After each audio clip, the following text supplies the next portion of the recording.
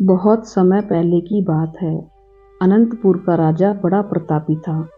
दूर दूर तक उसकी समृद्धि की चर्चाएं होती थी।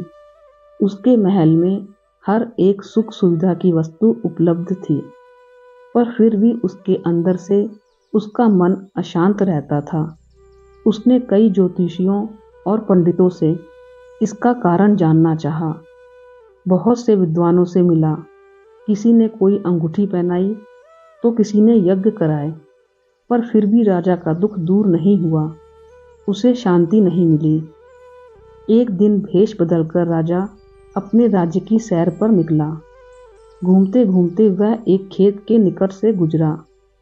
तभी उसकी नज़र एक किसान पर पड़ी।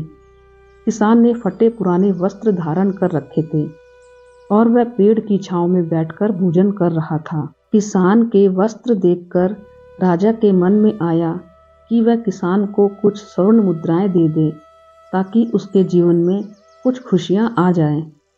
राजा किसान के सम्मुख जाकर बोला, मैं एक राहगीर हूँ। मुझे तुम्हारे खेत पर ये 4 स्वर्ण मुद्राएं मिली हैं। चूंकि यह खेत तुम्हारा है, इसलिए ये मुद्राएं तुम ही रख लो। किसान ने कहा, ना ना सेठ जी, ये मुद्राएं मेरी नहीं हैं। इसे आप ही रखें या किसी और को दान कर दें। मुझे इनकी कोई आवश्यकता नहीं। किसान की यह प्रतिक्रिया राजा को बड़ी अजीब लगी। वह बोला, धन की आवश्यकता किसे नहीं होती, भला आप लक्ष्मी को ना कैसे कह सकते हैं। किसान ने कहा, मैं रोज 4 आने कमा लेता हूँ और उतने में ही प्रसन्न रहता हूँ।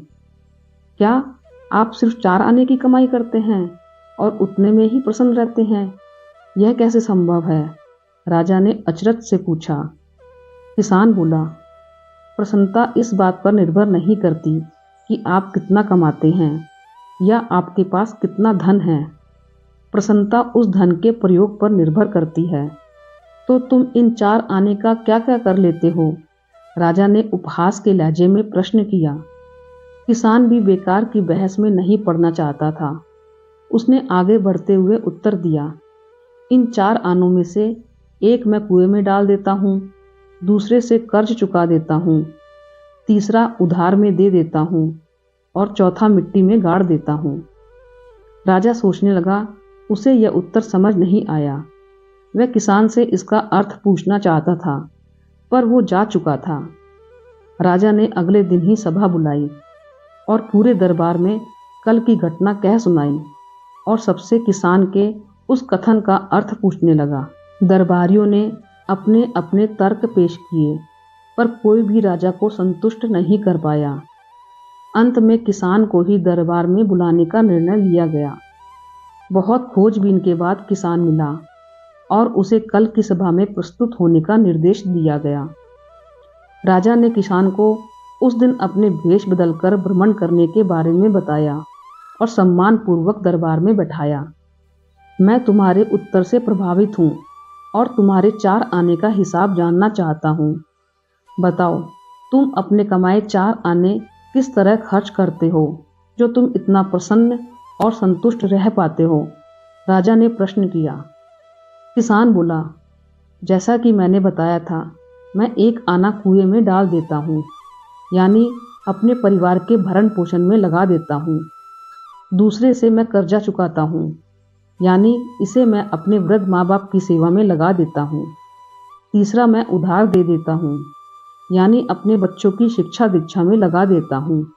और चौथा मैं मिट्टी में गाड़ देता हूँ, यानी मैं 1 पैसे की बचत कर लेता हूँ, ताकि समय आने पर मुझे किसी और से मांगना ना पड़े और मैं इसे धार्मिक, सामाजिक या अन्य आवश्यक कार्यों में लगा सकूं।